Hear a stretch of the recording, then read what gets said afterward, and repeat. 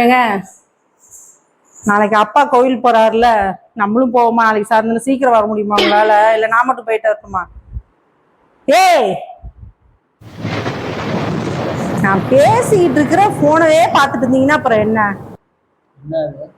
நாளைக்கு நாளைக்கு கோயிலுக்கு போகணும். நீங்க வரீங்களா? நான் மட்டும் அப்பாவை போய் பார்த்துட்டு வரவா? ஏதாவது பேசுங்க. சரி இல்லைன்னு ஏதாவது சொல்லுங்க. பேசுனா யாரு? சொல்லுங்க மேடம்.